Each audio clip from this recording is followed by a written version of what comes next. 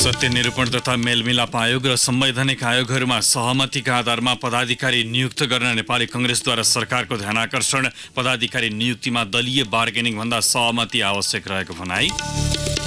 Party एकताको बाँकी काम टुङ्ग्याउने विषयमा अर्का अध्यक्ष ओलीसँग कुनै असमझदारी नरहेको नेकपा अध्यक्ष दाहालको भनाई। समझदारी अनुसार नै पार्टी अघि बढिरहेको दावी। तराईबाट आयातित खानेकुराको प्रयोग बढिसके हुम्लामा रैथाने बाली लोप हुने खतरा। 6 महिना मात्र खेती हुने गरेपछि परनिर्भरता बढ्दै। सानो संख्यामा भए पनि सिरियामा सैनिक तैनात गर्ने अमेरिकी राष्ट्रपति ट्रम्पको निर्णय। तेल उत्पादन केन्द्रको सुरक्षा गर्ने। र विराटनगरलाई 9 विकेटले पराजित गर्दै काठमाडौँ वुमन च्याम्पियन्स लिग 2020 क्रिकेटको फाइनलमा उपाधिका लागि पर्सि चितवनसँग प्रतिस्पर्धा गर्ने। नमस्कार, कान्ति ढारीबाट साथी बासु अनि तेजेन्द्रको समाचार अब विस्तारमा। द्वन्द्वकालीन मुद्दा निरूपण गर्न गठित आयोग र संवैधानिक आयोगहरूमा सहमतिका आधारमा पदाधिकारी नियुक्त गर्न नेपाली कांग्रेसले सरकारको ध्यानाकर्षण गराएको छ। भागबण्डाका आधारमा भन्दा सत्तापक्ष र प्रतिपक्षको सहमतिपछि पदाधिकारी नियुक्त आवश्यक रहेको कांग्रेसको भनाइ छ। काठमाडौँको बुढा नीलकण्ठ स्थित सभापति शेरबहादुर देउवाको निवासमा आज बसेको पदाधिकारी बैठकले संवैधानिक परिषदको निर्णय सहमतिमा हुनुपर्ने निष्कर्ष निकालेको हो। सत्तारूढ नेकपा र प्रतिपक्षी कांग्रेसबीच सहमति हुन नसक्दा सत्य निरूपण तथा मेलमिलाप र बेपत्ता पारिएका व्यक्तिको छानबिन आयोग 7 महिनादेखि पदाधिकारी विहीन छन्। प्रधानमन्त्री केपी शर्मा ओलीले आज अपराह्न संवैधानिक परिषदको बैठक बोलाए पनि पदाधिकारीको नाममा पहिला सहमति आवश्यक रहेको कांग्रेसको भनाइपछि अन्तिम समयमा स्थगित भएको थियो। परिषद बैठक बस्नु अघि आफ्नो धारणा तय गर्न कांग्रेस सभापति देउवाले पदाधिकारी बैठक बोलाउनु भएको थियो। बैठकमा वरिष्ठ नेता रामचन्द्र पौडेल, उपसभापति विमलेन्द्र निधि लगायतले सहमतिका आधारमा परिषदको निर्णय हुनुपर्ने र सोही अनुसार राय प्रस्तुत गर्न सभापति देउवालाई सुझाएका थिए। उपसभापति निधिका अनुसार नेकपा र कांग्रेस बीच सहमति भएपछि मात्र परिषद बैठक बस्नुपर्ने निष्कर्षमा कांग्रेस पुगेको छ। प्रधानमन्त्री ओली अजरबैजानमा हुने असंलग्न राष्ट्रका प्रमुखहरूको 18औं शिखर सम्मेलनमा सहभागी भएर फर्किएपछि मात्र संवैधानिक परिषदको बैठक बोलाउने तयारी छ। उहाँ पर्सि बिहीबार अजरबैजान जानुहुनेछ। प्रधानमन्त्री ओलीले हिजो नेकपाका अर्का अध्यक्ष पुष्पकमल दाहाल, कांग्रेस सभापति देउवा लगायत नेताहरूसँग द्वन्द्वकालीन मुद्दा छिटो टुङ्ग्याउन सत्य निरूपण तथा मेलमिलाप आयोग र बेपत्ता छानबिन आयोगलाई नेतृत्व प्रदान गर्ने विषयमा छलफल गर्नुभएको थियो। सो विषय पनि देउवाले पदाधिकारीलाई जानकारी गराउनु भएको निधिले बताउनुभयो। सत्ता र प्रतिपक्ष सहमति अनुसार नै द्वन्द्वकालीन मुद्दा हल गर्ने र ऐन निर्माणमा टुङ्गोमा पुग्नुपर्ने देउवाको भनाइ उद्धृत गर्दै निधिले बताउनुभयो। यस्तै कांग्रेसले आगामी बिहीबार बस्ने केन्द्रीय समिति बैठकबाट उपनिर्वाचनका लागि उम्मेद्वारको टुङ्गो लगाउने भएको छ। निर्वाचन हुने सम्बन्धित क्षेत्रमा 3-3 जनाको नाम सिफारिस गर्न निर्देशन दिएको कांग्रेसले सोही सिफारिसका आधारमा उम्मेद्वारको अन्तिम टुङ्गो लगाउने निर्णय गरेको हो। अधिकांश क्षेत्रबाट उम्मेद्वारको नाम प्राप्त भइसकेको र केन्द्रीय समिति बैठकबाट निर्णय गराएर उम्मेद्वार तय गर्ने निधिले बताउनुभयो। नेपाल कम्युनिस्ट पार्टी नेकपाका अध्यक्ष पुष्पकमल दाहालले प्रधानमन्त्री केपी शर्मा ओली र आफूबीच कुनै असमझदारी नरहेको बताउनु भएको छ। जिल्ला स्तरीय कार्यकर्ता प्रशिक्षण कार्यक्रमका लागि 5 थर पुगेका अध्यक्ष दाहालले बाहिर मिडियामा आए जस्तो कुनै असमझदारी नरहेकाले त्यसको पछि नलाग्न आग्रह गर्नुभयो। कहिलेकाहीँ मिडियामा आउने 1-2टा कुराले अलि ठुलै केही पो छ कि भन्ने छ भने त्यो भ्रम हो। हिजो मात्रै पनि सम्माननीय प्रधानमन्त्री र अर्को अध्यक्ष कमरेड केपी ओली र म 2 घण्टा बसेर समग्र स्थितिलाई अब कसरी लाने भनेर समीक्षा गरेका छौँ र एउटा समझदारीमा फेरि अगाडि जाने संकल्प सहित हामी अगाडि आएका छौँ। अरू हो हल्ला र चाहिँ प्रचारबाजीको भ्रममा कोही नपर्न म अपिल गर्छु। फेदीमा कार्यकर्ता प्रशिक्षण कार्यक्रमपछि सञ्चारकर्मीसँग अध्यक्ष दाहालले पार्टी एकताका बेला भएको समझदारी अनुसार नै पार्टी अघि बढिरहेको दावी गर्नुभयो। पार्टी एकताको बेलामा भएको सहमति कार्यान्वयन नभएको भए एकता यो बिन्दुसम्म आउनै सक्दैन। मूलभूत रूपमा सहमति हामी कार्यान्वयनमा अगाडि बढिरहेका छौँ र अरू सबै समझदारीहरू महाधिवेशनसम्म जाँदा कार्यान्वयन हुन्छन् भन्ने विश्वासमा हामी छौँ।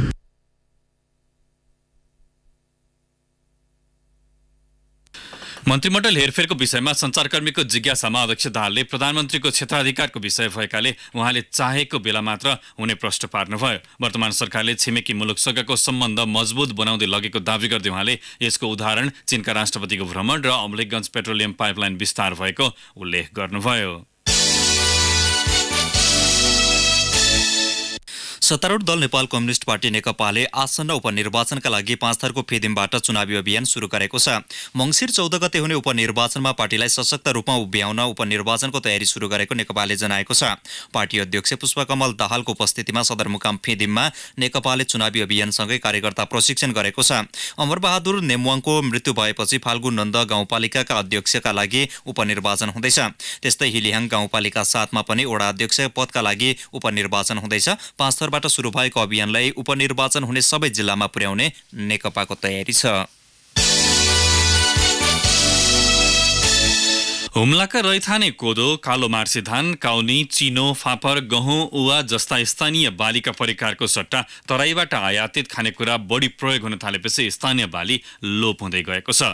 घोडा, खच्चर तथा हवाई जहाजबाट सयौं क्विन्टल चामल ढुवानी भई सस्तोमा उपलब्ध भएपछि त्यहाँका कृषक खाद्यान्नमा पर निर्भर हुन थालेका छन्। थप विवरण सहित सहकर्मी जनक शाही। हवाई तथा स्थल मार्गबाट सयौं क्विन्टल चामल ढुवानी भई सस्तोमा उपलब्ध भएपछि काउनी, चिनो जस्ता स्थानीय रैथाने बाली लोप हुँदै गएका छन्। सस्तोमा खाद्यान्न उपलब्ध हुनु तथा स्थानीय अन्नको उत्पादनमा कमी समेत आएका कारण कृषकहरूले प्राय स्थानीय बाली लगाउन छोडिसकेका सिमकोट 2 थिएका स्थानीय बिरमाने भण्डारीले बताए। स्थानीय बालीले 3 महिना खान पुग्दैन। पहिला खाद्यान्न यहाँ आउँदैन थियो। किसानहरूको दिमाग पनि केन्द्रित खेतीमै हुन्थ्यो। पहिला नगदे बाली, स्थानीय बाली फर्स्ट आउँथ्यो। अब अहिले जडीबुडी छ, प्रशोधन गर्छन्, जडीबुडी 2 महिना खनेपछि 12 महिनाको खाना पुग्छ। त्यस कारणले खाद्यमा पनि चामल आएछ। त्यही खाद्य जडीबुडी खन्ने, खाद्य चामल लिने। त्यस कारणले स्थानीय बाली कम हुनको लो हुन कारण यही। वर्षको एक बाली पाक्ने हुम्लामा 6 महिना मात्र खेती गरिन्छ, जसका कारण जिल्ला भोगमारीको चपेटामा पर्दै आएको थियो। तर ढुवानी सुविधा भएपछि यो समस्या हट्दै गएको भए पनि यससँगै स्थानीय रैथाने बालीहरू पनि हराउँदै गएको खारपनाथ 5 का राज साईले बताए। वर्षको एक बाली पाक्छ, जुन बालीले वर्षको 3 महिना पनि नभ्याउने नेपाल सरकारले सहशुल्कमा खाद्यान्न उपलब्ध गराउँदै आएपछि स्थानीय रैथाने बालीहरू पनि अहिले लोप हुँदै गएका छन्। बाहिरको आयातित चामलमा बढी निर्भर हुँदा यिनी बालीहरू हराउँदै गएका छन्। जिल्ला कृषि विकास कार्यालयको तथ्याङ्क अनुसार परम्परागत खेतीबालीले ढाकेको क्षेत्र कर्मश घट्नुका साथै उत्पादनमा पनि कमी आएको हो। स्थानीय उत्पादनले 5 महिनाका लागि मात्र खाना पुग्छ। परम्परागत खानेकुरा खाँदा जिल्ला नै पछि पर्ने भन्ने गलत धारणाले पनि परम्परागत खेती मासिँदै गएको जिल्ला कृषि विकास कार्यालय हुम्लाका निमित्त वरिष्ठ कृषि विकास अधिकृत चन्द्रबहादुर साईको बुझाइ छ। एउटा कुरो के छ भने अहिलेको बिस्तारै मानिसको चाहना परिवर्तन हुने, मान्छेको अब देखा सिक्ने, अब मान्छे हामी भातै मन पराउने अवस्थाले अब यहाँको पुरानोलाई खाँदा पनि अलिकति हामी लाज मान्ने अवस्था देखिएको अहिलेको नयाँ पिँढीहरूमा त्यस्तो छ। वास्तविक हेर्ने हो भने हामीले भातभन्दा पौष्टिक तत्त्वको हिसाबमा हाम्रो रैथाने बालीहरूको धेरै माथि छन्। कोदोमा होस्, फापरमा होस्, चिनोमा होस्, काउनुमा होस्। तर यी बालीहरूको हामीले के छ भने ज्ञान हाम्रो छैन। हामी पुरानो आफ्नो भनेको नजिकको तीर्थ हेला भने जस्तै हाम्रो नजिकमा जे पाउँछ त्यसलाई हामीले अपहेलित गरेका छौँ। स्थानीय उत्पादनको महत्त्व, उत्पादकत्व वृद्धि गर्ने तरिका, आधुनिकी प्रविधिबारे पर्याप्त जानकारी दिन सके यहाँका कृषकलाई स्थानीय बालीतर्फ पुनः आकर्षित गर्न सकिने अगुवाहरू बताउँछन्। तर यसका लागि कृषि उत्पादनको बजारीकरणमा समेत मद्दत गर्नुपर्ने देखिन्छ। रेडियो कान्तिपुरका लागि जनक बहादुर साई, सिमकोट हुम्ला। हुम्लाका रैथाने बाली लोप हुँदै गएको सम्बन्धी सहकर्मी जनक साईको रिपोर्टपछि कान्तिपुर डायरीमा अब ब्रेकको पालो। अब बाँकी प्रसङ्ग तिहारलाई अनुशासित, मर्यादित, सभ्य र मितव्ययी रूपमा मनाउन गृह मन्त्रालयले आग्रह गरेको छ। वैमनस्य र तिक्तता त्यागेर आपसी सद्भाव, समन्वय तथा मित्रता अभिवृद्धि गरी चाड मनाउन अनुरोध गर्दै मन्त्रालयले विकृतिपूर्ण क्रियाकलाप गरे कानुन अनुसार कारबाही गर्ने चेतावनी दिएको छ। मन्त्रालयले आज विज्ञप्ति जारी गर्दै स्थानीय प्रशासनबाट तोकिएको समयावधि र प्रक्रियाको परिपालना गरी देउसी भैलोलाई मनोरञ्जनात्मक रूपमा मात्र लिएर आयोजना गर्न आग्रह गर्दै कुनै अनुचित दबावमूलक माग राखेर पत्रचार नगर्न भनेको छ।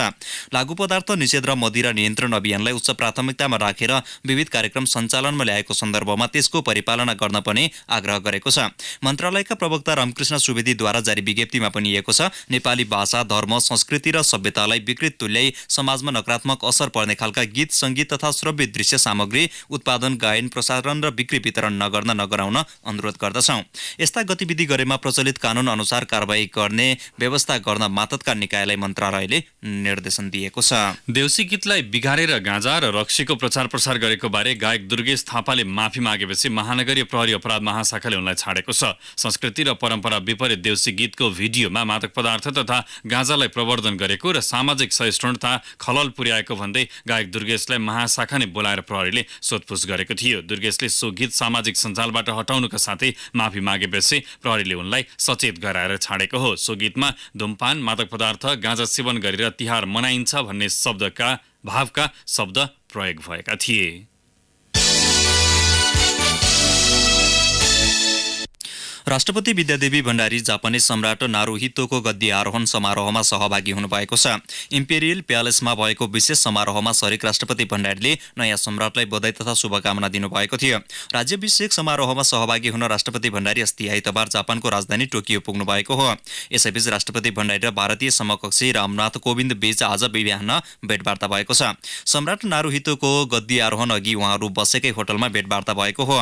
सो अवसरमा उहाँहरू बीच द्विपक्षीय हित तथा सम्बन्ध विस्तारबारे छलफल भएको थियो।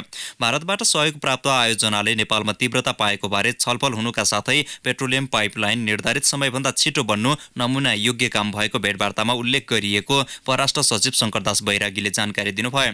दुवै पक्षले अन्य आयोजना पनि छिट्टै बन्ने विश्वास व्यक्त गरे। स्वास्थ्य तथा जनसङ्ख्या मन्त्रालयका सचिव डाक्टर पुष्पा चौधरीले आफ्नो पदबाट लिखित राजीनामा दिनुभएको छ। करिब 2 वर्ष कार्यकाल बाँकी रहँदै उहाँले राजीनामा बुझाउनु भएको हो। चौधरीले यसअघि मौखिक रूपमा राजीनामा दिएको भए पनि हिजो लिखित राजीनामा पत्र स्वास्थ्य मन्त्रालयमा बुझाउनु भएको छ। हाल स्वास्थ्य मन्त्रालयमा चौधरीसँगै खगराज बराल सचिवको रूपमा कार्यरत हुनुहुन्छ। स्वास्थ्य मन्त्रालयका उच्च अधिकारीले चौधरीको लिखित राजीनामा आएको जानकारी दिँदै यसलाई स्वीकृतिका लागि मन्त्री परिषदमा पठाइने बताएका छन्। विनाशकारी गोर्खा भूकम्प गएको झण्डै 4.5 वर्षपछि बल्ल प्रमुख प्रशासनिक केन्द्र सिंहदरबारको पश्चिम मोहडाको प्रबलीकरण सुरु भएको छ। राष्ट्रिय पुनर्निर्माण प्राधिकरणका प्रमुख कार्यकारी अधिकृत सुशील गेवालीले पुरातात्विक महत्त्व र पहिचान कायम हुने गरी सिंहदरबारको प्रबलीकरण सुरु गरेको बताउनुभयो। प्राधिकरण अन्तर्गतको केन्द्रीय आयोजना कार्यान्वयन इकाइ भवन र शर्मा गौरी पार्वती भ्यू टेक्निकल जेबी बीच एक साता अघि प्रबलीकरणबारे ठेक्का सम्झौता भएको थियो। जेबीले ब्याट बाहेक 41 करोड 79 लाख रुपियाँमा प्रबलीकरणको ठेक्का पाएको छ। सिंहदरबारको उत्तर पूर्व र दक्षिण मोहडाको 15 महिनादेखि प्रबलीकरण जारी छ। निर्माण व्यवसायीका अनुसार उत्तर पूर्व र दक्षिण मोहडाको प्रबलीकरणको 70% कार्य सम्पन्न भएको छ। समयमै निर्माण सम्पन्न नभएको भन्दै रूपन्देहीमा बन्ने भनिएको फोहोर मैला प्रशोधन केन्द्रबाट एडीबीले हात झिकेको छ। तीव्र सहरीकरण भएका रूपन्देहीका बुटल र भैरव क्षेत्रबाट ठेक्का प्रक्रियामा गएका 72 करोड बराबरका दुवै आयोजनाबाट एडीबीले हात झिकेको हो। स्थानीय तहले प्रशोधन केन्द्रमा देखिएको विवाद मिलाउन नसकेको भन्दै एडीबीले यस वर्षदेखि हात झिकेको छ। बुटवल उपमहानगरमा सन् 2010 र सिद्धार्थ नगरपालिकाको भैरवामा सन् 2012 मा आयोजना सुरु भएको थियो। 5 वर्षमा सकिने आयोजना पटक म्याद थपेर सन् 2018 डिसेम्बरसम्म पुर्याएको थियो। एडीबीको बुटवल आयोजनाका व्यवस्थापक शिखर लामा तामाङले विवाद भएका क्षेत्रमा एडीबीले काम नगर्ने नीति अनुसार औपचारिक रूपमै आयोजना रद्द गरिएको जानकारी दिनुभयो। अब केही समाचार संक्षेपमा। शिक्षा तथा मानव स्रोत विकास केन्द्रले अवकाश पाउन लागेका अस्थायी शिक्षकलाई सेवा सुविधाका लागि आफ्नो विवरण पठाउन अन्तिम पटक निर्देशन दिएको छ।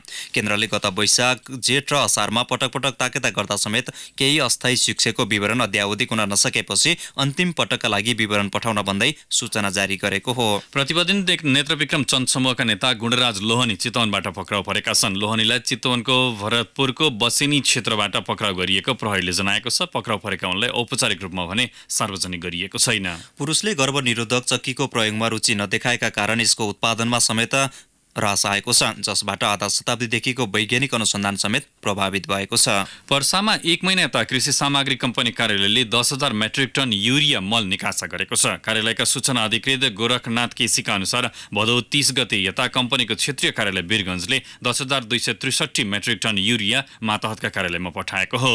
लागौसत चरेसहित रुकुम पूर्वबाट प्रहरीले पुथा उत्तर गंगा गाउँपालिका 12बाट 27 वर्षीय शिला सुनारलाई नियन्त्रणमा लिएको छ।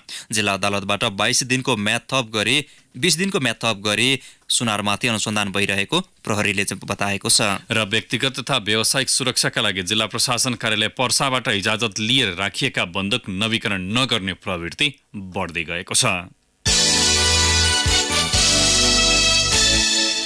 कान्तिपुर डायरीमा अब बाँके डायरीको पालो।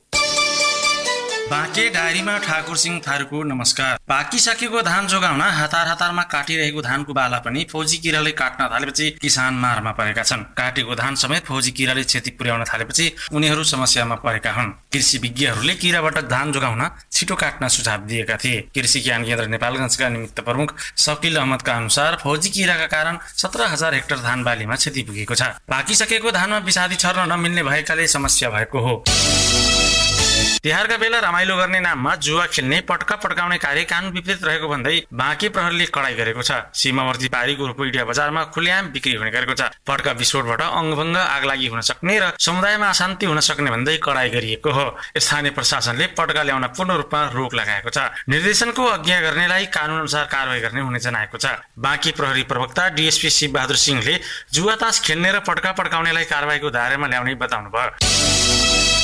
किशोरी क्लबहरूले बाल विवाह नियन्त्रण र दायित्व विरुद्ध बाँकेका 8वटा स्थानीय सरकारका प्रमुख तथा सम्बन्धित निकायहरूमा ज्ञापन पत्र बुझाएका छन्। अभियानमा साथ दिने सम्बन्धित सरोकारवाला निकायले प्रतिव्यक्त गरेका हुन्। कोवलपुर नगरपालिका कार्यालयका प्रमुख लुटबहादुर रावतले बाल विवाह उन्मूलन गर्ने प्रतिबद्धता जनाउनुभयो। जिल्ला समन्वय समिति बाँकेका संयोजक अजय कुमार श्रीवास्तवले जिल्लालाई 2076 पुसभित्र बाल विवाह उन्मूलन गर्ने साथै बाल विवाह न्यूनीकरणका ठोस रणनीति बनाई अघि बढ्ने प्रतिबद्धता जनाउनुभयो।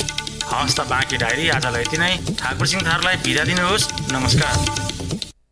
बाँके डायरीपछि कान्तिपुर डायरीमा पुनः ब्रेकको पालो। अब आर्थिक प्रसङ्ग। बङ्गलादेशले कम्तीमा 20वटा जलविद्युत आयोजनामा लगानी गर्ने इच्छा देखाएको छ। आजदेखि सुरु भएको नेपाल बङ्गलादेश प्राविधिक समितिको बैठकमा उनीहरूले यस्तो इच्छा प्रकट गरेका हुन्। उद्योग वाणिज्य तथा आपूर्ति मन्त्रालयका सचिव एवं नेपाली प्रतिनिधि मण्डलका नेता नवराज ढकालले भन्नुभयो, बैठकमा कार्गो, खाद्यवस्तु लगायत हाइड्रो पावरसम्मको छलफल भएको छ। करिब 20 हाइड्रो पावरमा लगानी गर्न इच्छा देखाएका छन्। यस विषयमा ऊर्जा मन्त्रालयसँग थप छलफल गरेर अगाडि बढ्न सकिन्छ। ढकालका अनुसार दुई देशबीचको कार्गो ट्रान्जिटमा सहजता, मोटर भेहिकलको सन्दर्भमा छलफल भएको छ। यसको अर्थ यात्रुवाहक सवारीहरू आते जाते गर्ने व्यवस्था हो। सामग्री ढुवानीका क्रममा बिना अवरोध सञ्चालनको व्यवस्था मिलाउने बारे पनि दुई पक्षबीच छलफल भएको छ। ढकालका अनुसार हाल पार्ववान सन्धि अनुसार नेपालको ट्रक भारतको बोर्डरसम्म जान्छ, तर बङ्गलादेशको ट्रक बोर्डरसम्म जान पाउँदैन। त्यसमा बङ्गलादेशले सहजीकरण गर्नुपर्ने चासो राखेको छ। यी बाहेक विभिन्न 5वटा MOUमा पनि छलफल भएको सहसचिव ढकालले बताउनुभयो, जस अन्तर्गत कृषि, खाद्यवस्तु तथा व्यापार सम्बन्धी छन्। गैरभन्सार अवरोधको विषयमा छलफल भएको उहाँले उल्लेख गर्नुभयो।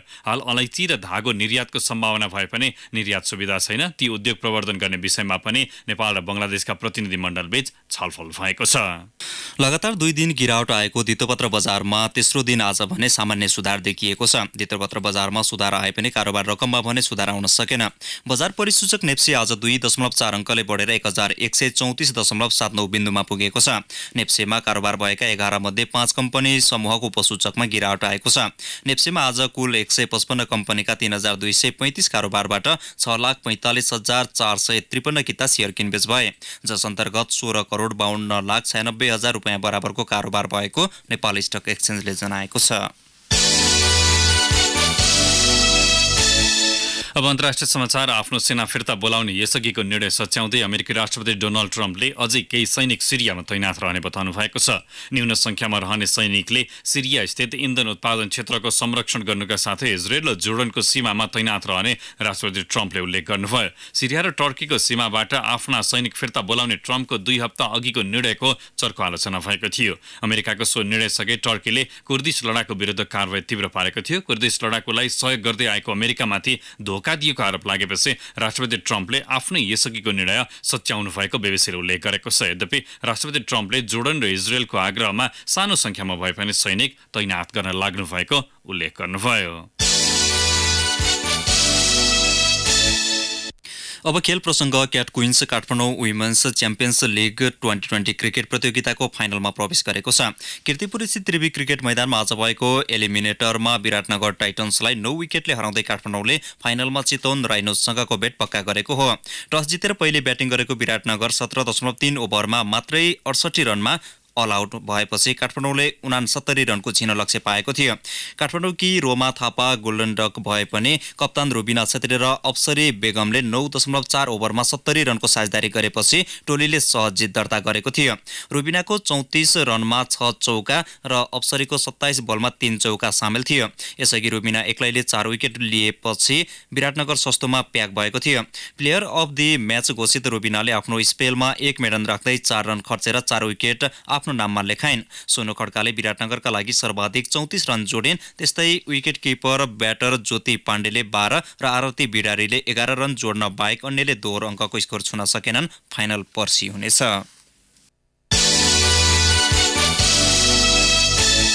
सङ्कटा क्लब चितवनमा जारी जेएसएस विकास रनिङ सेल्ड फुटबल प्रतियोगिताको सेमिफाइनलमा प्रवेश गरेको छ। अन्तिम क्वार्टर फाइनलमा आज जावलाखेल युथ क्लबलाई टाई ब्रेकरमा 4-2ले पराजित गर्दै सङ्कटा अन्तिम 4मा पुगेको हो। निर्धारित समय 1-1 गोलको बराबरीमा सकिएपछि खेलको निर्णय टाई ब्रेकरबाट लिएको थियो। 15औं मिनेटमा विश्वास श्रेष्ठले गोल गर्दै सङ्कटालाई अग्रता दिलाए पनि दोस्रो हाफको इन्जुरी समयमा विनोद घिसिङले जावलाखेलका लागि गोल गर्दै खेल बराबरीमा ल्याएका थिए। सेमिफाइनलमा सङ्कटाले पर्सि नेपाल पुलिस क्लबसँग प्रतिस्पर्धा गर्नेछ। पहिलो सेमिफाइनलमा भने भोलि आयोजक चितवन 11 र त्रिभुवन आर्मी बीच प्रतिस्पर्धा हुनेछ। चन्द्रगिरी गोल्ड कप फुटबल प्रतियोगिताको तेस्रो संस्करण कार्तिक अन्तिम साताबाट हुने भएको छ। आयोजक दीपशिखा युवा समूहले आज पत्रकार सम्मेलन गरी प्रतियोगिता कार्तिक 30 देखि मङ्सिर 7 गतेसम्म गर्ने जनाएको हो।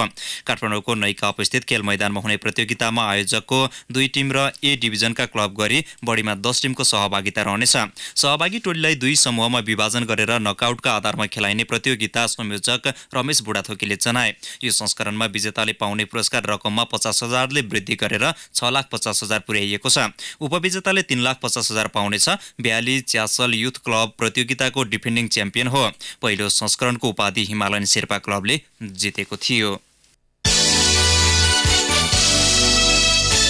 इन्डियाले साउथ अफ्रिका विरुद्धको 3 म्याचको टेस्ट सिरिज क्लिन स्वीप गरेको छ। आइसिसी विश्व टेस्ट च्याम्पियनसिप अन्तर्गत तेस्रो तथा अन्तिम टेस्टमा आज 1 इनिङ्स र 202 रनको फराकिलो जित निकाल्दै इन्डियाले सिरिज क्लिन स्वीप गरेको हो। फलोअनमा परेर दोस्रो इनिङ्स थालेको भ्रमणकारी टोली साउथ अफ्रिका दोस्रो इनिङ्समा समेत 133 रनमा अल आउट भयो। थेनिस डिब्रुयनले सर्वाधिक 30 रन बनाएको साउथ अफ्रिकाको इनिङ्स ध्वस्त पार्न मोहम्मद सामीले 3 तथा उमेश यादव र सहवाज नदीमले समान 2 विकेट लिए। पहिलो इनिङ्समा साउथ अफ्रिका 162 रनमा अल आउट भएको थियो भने इन्डियाले 497 रनमा इनिङ्स डिक्लियर गरेको थियो। इन्डियाले दोस्रो टेस्ट समेत इनिङ्स र 137 रनले जितेको थियो भने पहिलो टेस्टमा 203 रनको जित निकालेको थियो। भ्रमणकारी टोलीले इन्डियासँग अब 3 म्याचको वन डे सिरिज खेल्नेछ। जाँदा जाँदै news maker of the day. The news maker of the day.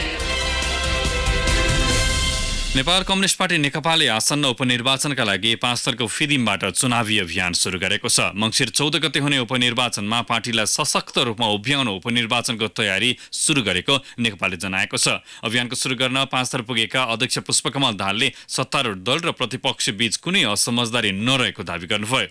कार्यक्रमपछि अध्यक्ष दाहालले सञ्चारकर्मी सामु राख्नुभएको अभिव्यक्तिको सम्पादित अंशलाई आजको न्युज मेकर अफ द डेमा प्रस्तुत गर्दै कान्तिपुर डायरीबाट भने सहकर्मी बासु र म तेजेन्द्र बिदा हुन्छौँ। नमस्कार, शुभरात्रि। सूचना र मनोरञ्जनको संवाहक रेडियो राष्ट्रको रेडियो कान्तिपुर।